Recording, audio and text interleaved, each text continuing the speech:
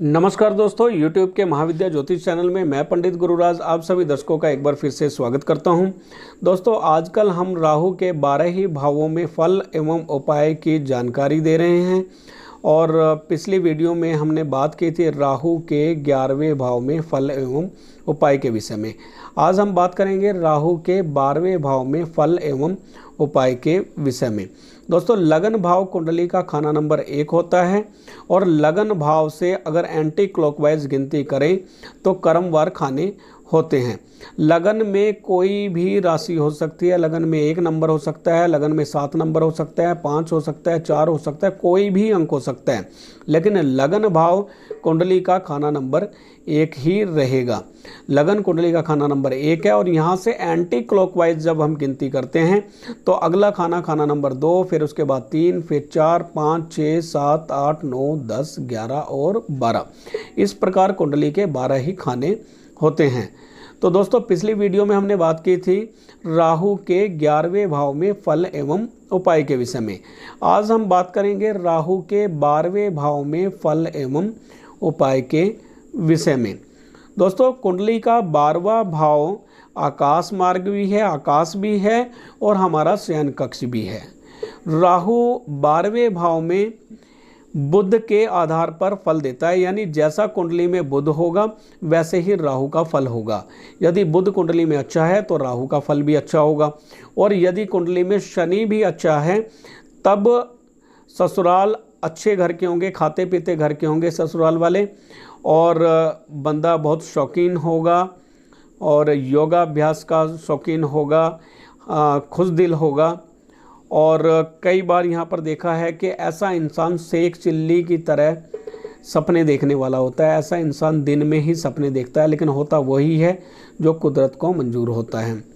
दोस्तों, 12वें भाव में राहु यदि हों और मंगल भी यदि शुभ हो जाए या मंगल के साथ में राहु आ जाएं तो राहु का फल बहुत शुभ हो जाता है यहाँ पे, और राहु के यहाँ पर बुरे प्रभाव नहीं मिलते हैं। 12वें भाव में राहु यदि हों और बुध आपकी कुंडली में अच्छे ना हों तो इसके परिणाम बहुत बुरे मिलते हैं। बुध यदि कुंडली में खराब हो जाए तो राहु का फल भी खराब हो जाता है। अक्सर देखा गया है कि 12वें भाव में राहु हों तो व्यक्ति का खर्चा जो है अपने परिवार पे, कुटुंब पर बहुत होता है। बहनों पर इंसान बहुत ज़्यादा खर्च करता है, यानी उसका पैसा जो है बहनों पे, बेटियों पर लगता है और इसका लगना अच्छा ही होता है। बहनों और बेटियों पर लगा हुआ पैसा पैसे की बरकत ही कराता है। और यदि 11वें भाव में शुक्र हों तो देखा गया है कि बुध से संबंधित रिश्तेदार बढ़ते जाते हैं, यानी बहनें ज़्यादा होती हैं या बेटियाँ ज़्यादा होती हैं, और जिस कदर बहनें या बेटियाँ होती हैं उसी कदर उस इंसान का पैसा भी बढ़ता जाता है।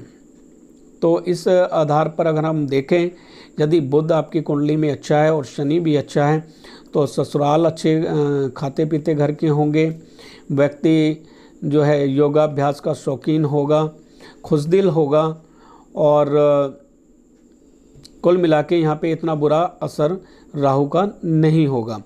व्यक्ति शेख चिल्ली ज़रूर होगा, दिन में सपने देखने वाला होगा और पैसे का ज़्यादा जो प्रयोग है, ज़्यादा उसका पैसा जो है बहनों बेटियों पर ही लगता है और वो भी शुभ रहता है। बहनों बेटियों पर किया गया खर्चा उसको सूद समेत वापस मिलता है। और 11वें भाव में अगर शुक्र हों तब बहन बेटियां बढ़ती जाती हैं, यानी बहनें ज़्यादा होती हैं या ऐसे इंसान को लड़कियां ज़्यादा होती हैं और उसके अधिक लड़कियां होने के बावजूद भी ऐसा इंसान तरक्की करता जाता है, यानी लड़कियों के होने से उसको तरक्की होती है। और यदि मंगल राहु के साथ में आ जाएं तो इसका फल और भी अच्छा होता है, व्यक्ति धनी होता है। लेकिन यदि कुंडली में बुध खराब हो जाएं या शनि भी खराब हो जाएं तब राहु का फल यहाँ पर बहुत बुरा फल होता है। मैंने जो अपना अनुभव में देखा है, राहु 12वें भाव में नींद अच्छी नहीं आने देते हैं। ऐसा व्यक्ति दिन भर मेहनत मजदूरी करता है और रात को जब सोने का वक्त आता है तभी कोई ना कोई मुसीबत उस पर टूट पड़ती है, तभी कोई ना कोई लानत उसके ऊपर आ पड़ती है।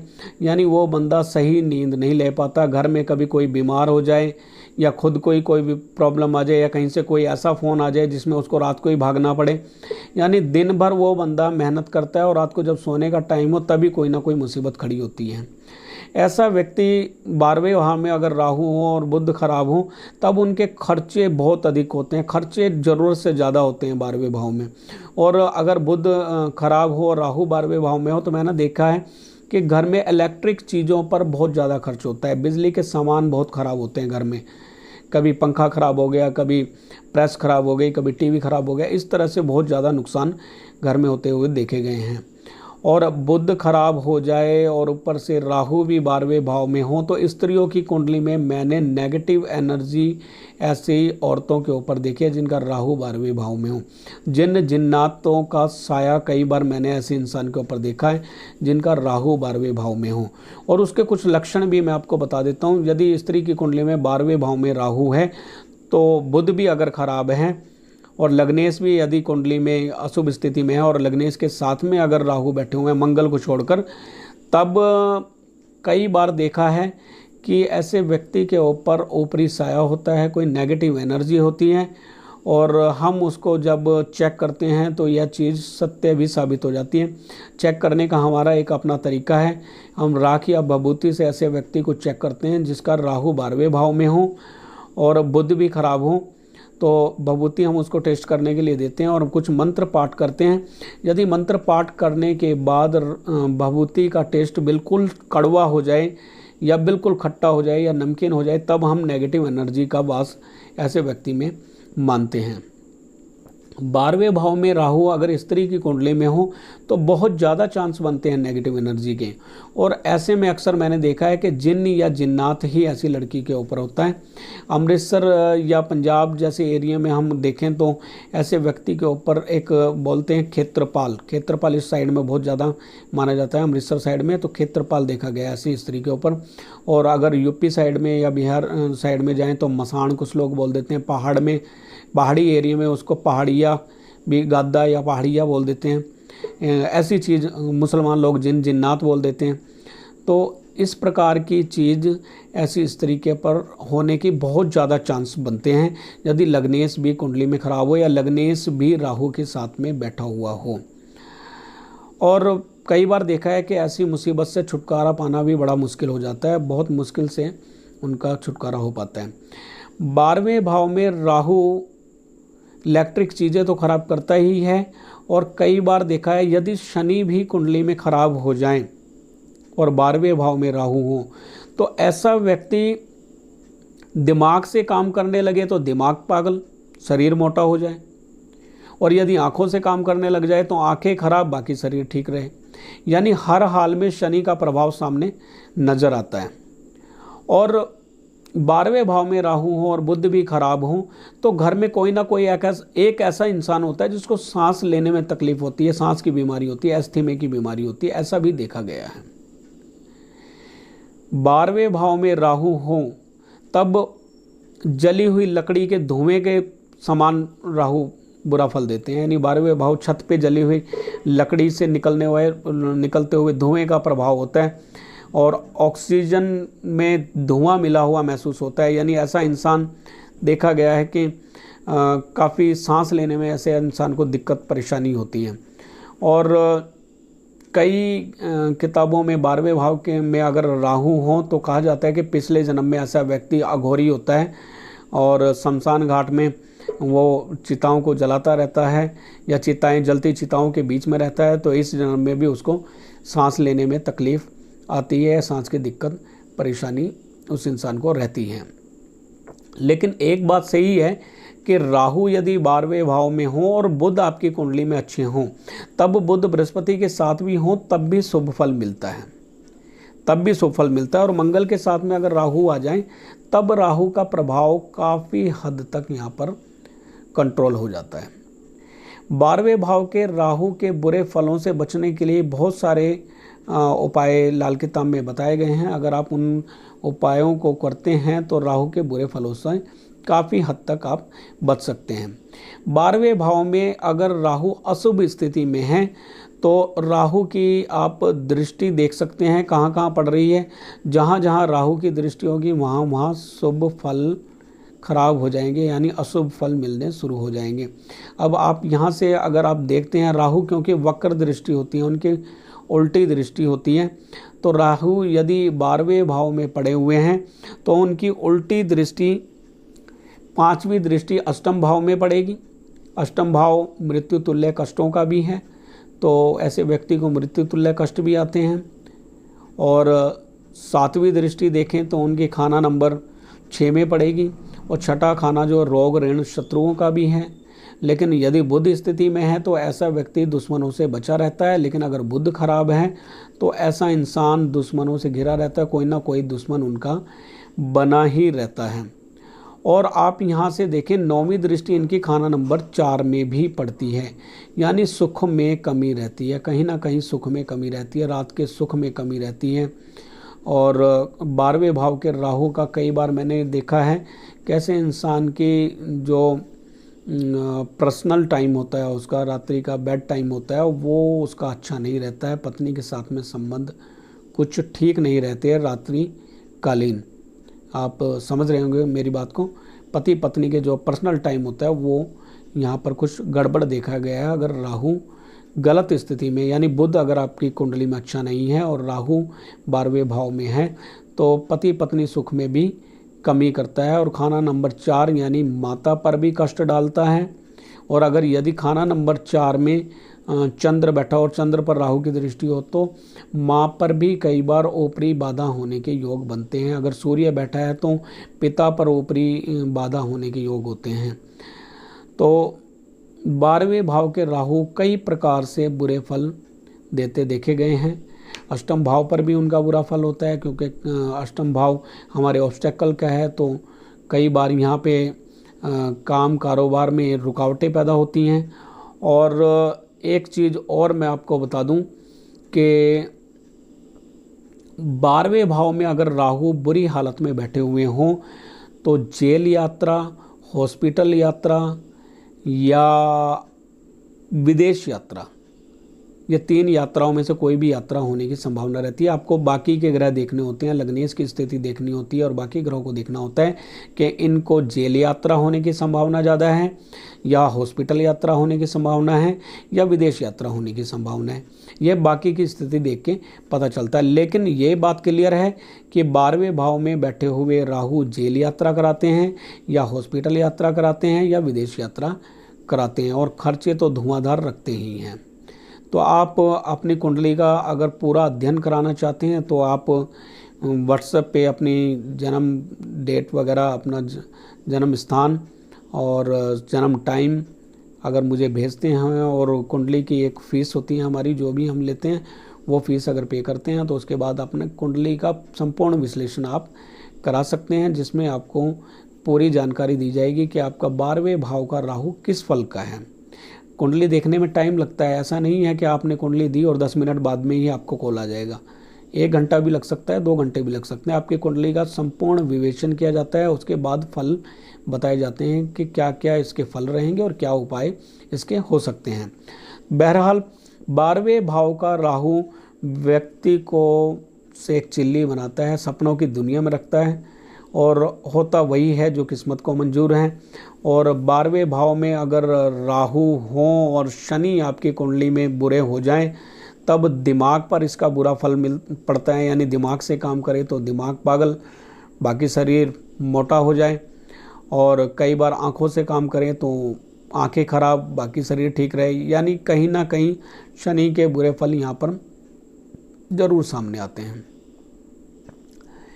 12वें भाव में राहु कई बार देखा गया है कि ऐसे इंसान के सर में दर्द रहता है या सर भारी भारी रहता है, उसका सर भारी महसूस करता है कि सर पे कोई भार है, कंधे अक्सर भारी रहते हैं ऐसे इंसान को। और 12वें भाव में राहु हो तो मेरा जो अनुभव है, मैंने देखा है ऐसे इंसान को मरे गिरे लोगों के सपने बहुत आते हैं। कोई मर गया, उसके कोई दादा परदादा या कोई आस पड़ोस का कोई इंसान मरा हुआ है, या कोई भी उसकी फैमिली में हो या फैमिली से बाहर हो, ऐसे इंसान को मरे गिरे लोगों के सपने बहुत ज़्यादा आते हैं। और कई बार देखा है कि ऐसे इंसान को सपने में गंदगी बहुत नज़र आती है, जैसे गटर दिखाई देगी या पोटी होगी, इस तरह की बहुत गंदी गंदी चीज़ें उसको दिखाई देती हैं। स्त्रियों की कुंडली में अगर 12वें भाव में राहु हो तो कई बार स्त्रियों को अपने साथ में गलत हरकत होती महसूस होती है। रात में सपने में उनके साथ में कुछ गलत हरकतें होती हैं, ऐसा मेरा अनुभव है। मैंने बहुत सारी लड़कियों की कुंडलियों में जब 12वें भाव में राहु देखा और उसके फल पूछे तो बिल्कुल वही फल जो मैं आपको बता रहा हूँ, ये फल बहुत ज़्यादा देखने के लिए मिले। यदि उनकी बुध कुंडली में अच्छा है तब ये फल आपको देखने के लिए नहीं मिलेंगे, लेकिन अगर कुंडली में बुध भी खराब है, शनि भी खराब है, तब ऐसे फल मिलने की संभावना बहुत ज़्यादा है। यदि मंगल की दृष्टि राहु पर पड़ती हो या मंगल राहु के साथ में बैठ जाएं, तब काफ़ी हद तक राहु के बुरे फल कंट्रोल में रहते हैं। 12वें भाव में मंगल हो तो फलों में काफ़ी कमी आ जाती है। अब 12वें भाव के राहु के बुरे फलों से कैसे बचा जाए, क्योंकि 12वें भाव में बैठे हुए राहु या तो व्यक्ति को सांस की तकलीफ देते हैं या घर में किसी न किसी बुजुर्ग को सांस की तकलीफ होती है। खर्चे बहुत ज़्यादा होते हैं, दिमागी परेशानी, टेंशन, सर में भारीपन रहना, काम कारोबार में दिक्कत, काम में अड़चनें पैदा करना। विदेश यात्रा कर भी लेता है इंसान, लेकिन विदेश में सेटलमेंट में बड़ी प्रॉब्लम आती है, विदेश में टेंशन बनी रहती है, काम कारोबार में बड़ी दिक्कत आती है। इलेक्ट्रिक चीज़ें घर में बहुत ज़्यादा ख़राब होती हैं। और ऐसे व्यक्ति के छत के ऊपर देखा गया है कोई ना कोई कबाड़ ज़रूर रखा होता है। छत के ऊपर कोई ना कोई बिजली का सामान पड़ा होता है या छत के ऊपर कोई टूटा फूटा लकड़ का सड़ा हुआ सामान, छत पे कोई ना कोई कबाड़ ज़रूर पड़ा होता है और उसका भी बुरा फल ऐसे इंसान को भुगतना पड़ता है। अगर छत के ऊपर आपके कबाड़ पड़ा हुआ है तो उसको जितना जल्दी हो हटा दें। घर में बिजली के ख़राब सामान बिल्कुल ना रखें। घर में हाथी का खिलौना बिल्कुल नहीं होना चाहिए, याद रहे। और ऐसे व्यक्ति को जिनका 12वें भाव में राहु हो, नीलम कदापि धारण नहीं करना चाहिए, गोमेद नहीं धारण करना चाहिए। ये ना सोचें कि राहु हमारे यहाँ पे कमज़ोर हो गया और हम गोमेद धारण कर लें। बिल्कुल भी गोमेद धारण ना करें, बिल्कुल भी आप नीलम धारण ना करें 12वें भाव में। 12वें भाव में राहु हो, छत को जितना साफ रखेंगे उतना आपके लिए अच्छा रहेगा। बिजली के सामान जितने घर से आप बेकार ख़राब पड़े हुए निकाल देंगे उतना अच्छा रहेगा, नहीं तो आपके खर्चे बेवजह बढ़ते ही जाएंगे।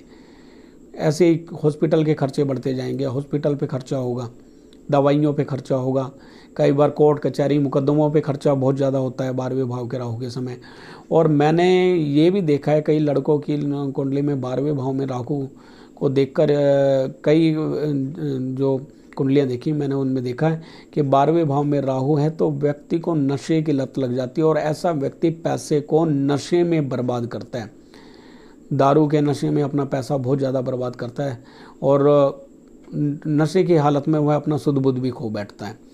तो 12वें भाव के राहु का बुरा फल बहुत ज़्यादा मिलता है और इन बुरे फलों से बचने के लिए आपने उपाय क्या करने हैं वो अब सुनिए। आप सबसे पहले तो यदि आपके 12वें भाव में राहु है और आपको नींद को लेके बहुत ज़्यादा प्रॉब्लम है, नींद आपकी सही नहीं हो रही है, रात को कोई ना कोई लानत पड़ी रहती है, तब आप एक छोटी सी कपड़े की, लाल कपड़े की एक थैली बनाएं।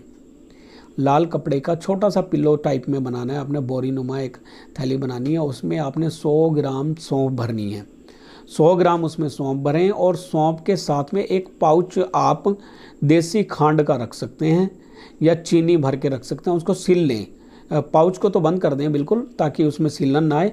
और सौंफ और खांड 100 ग्राम सौंफ लें और चीनी थोड़ी सी पाउच में डाल के उस थैली के अंदर डालें और उसको चारों तरफ से सिल के आप रात को सिराने रख के सोया करें। और अगर आपकी कुंडली में चंद्र अच्छा है तो सिराने जल रख कर भी सोया करें, तो रात की नींद आपकी बिल्कुल डेफिनेटली, मैं सत्य कह रहा हूँ कि नींद बिल्कुल उनको अच्छी आएगी रात को। और काफ़ी हद तक खर्चे भी कंट्रोल होंगे इस छोटे से उपाय से, लाल कपड़े की थैली से। और साथ ही साथ यहाँ पे आप एक उपाय कर सकते हैं, एक चांदी की गोली, ठोस गोली। अब गोली का मतलब ये नहीं है बंदूक की गोली की तरह की गोली नहीं बनानी है। किसी को मैंने उपाय बताया था तो उन्होंने बंदूक की गोली के टाइप की गोली बना ली, ऐसी गोली नहीं।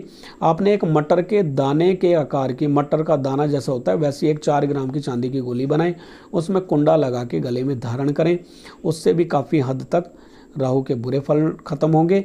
और अपने बेडरूम में आप एक खाली बोरी, चीनी की खाली बोरी, जो जूट की खाली बोरी होती थी वैसी जूट की बोरी चीनी की खाली ले लें, उसको रात को अपने नीचे बिछा कर सोया करें।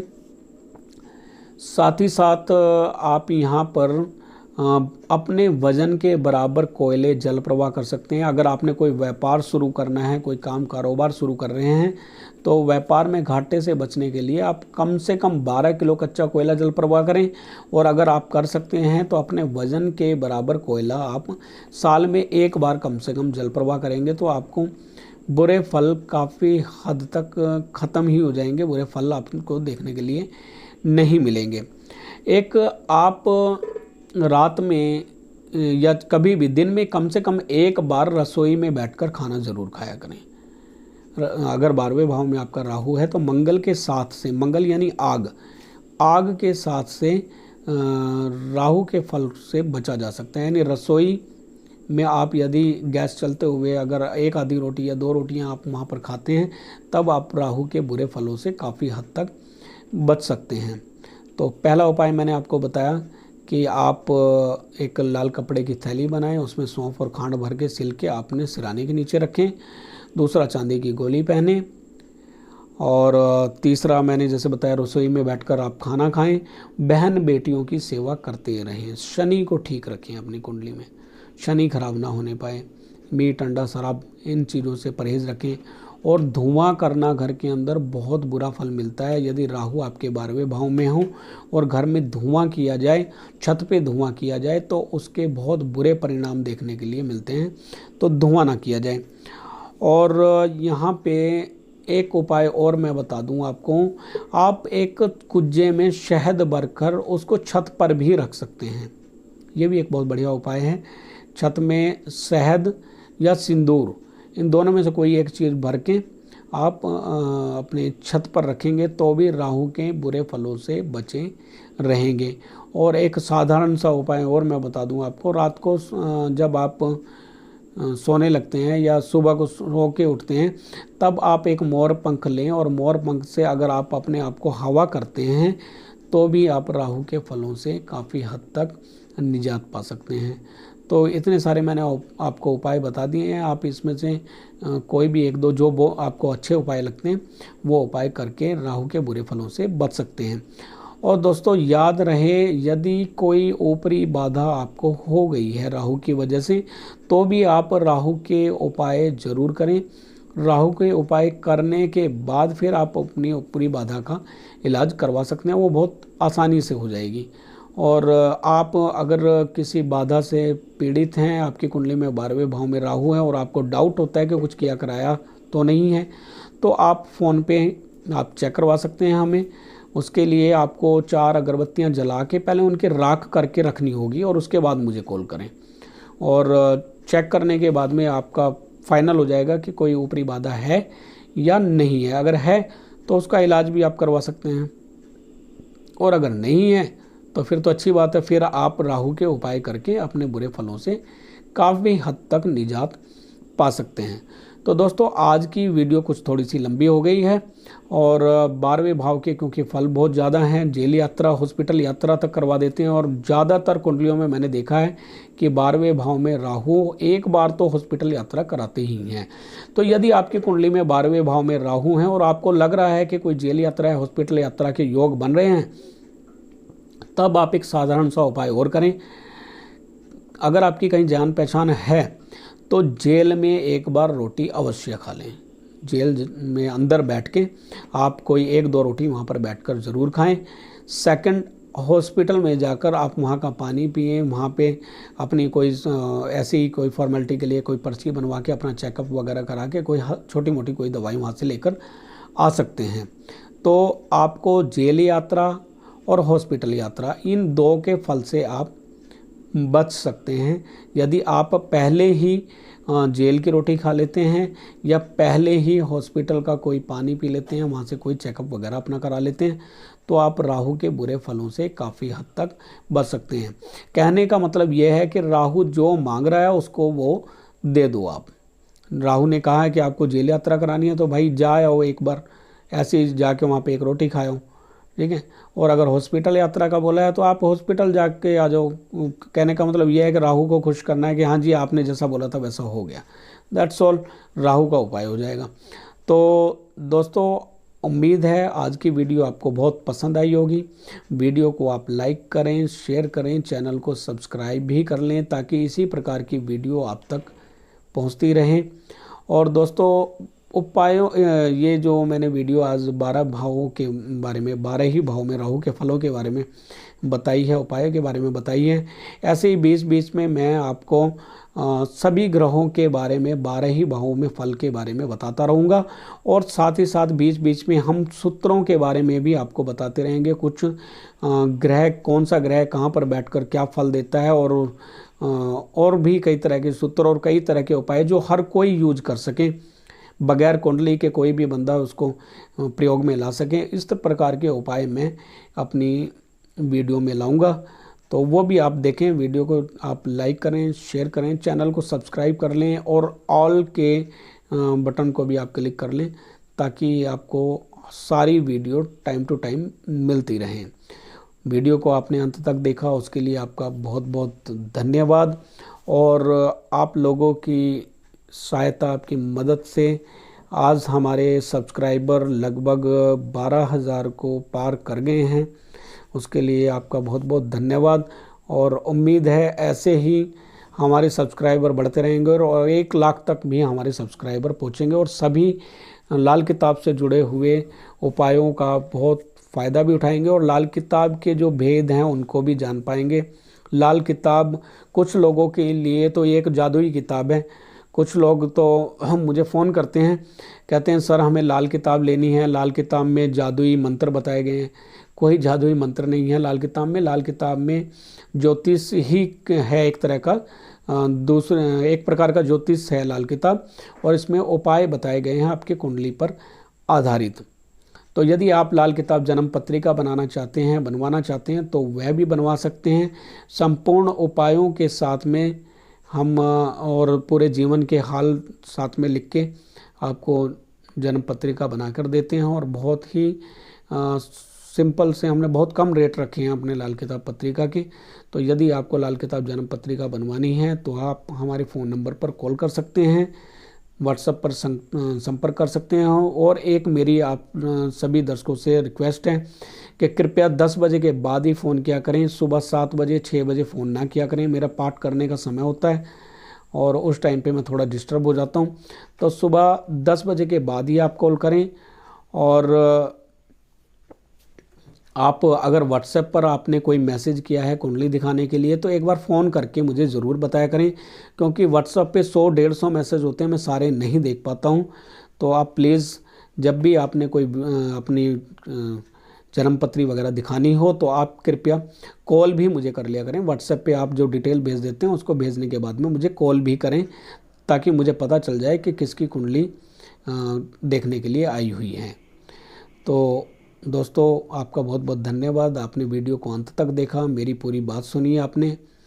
फिर मिलेंगे, तब तक के लिए इंतज़ार करें। नमस्कार।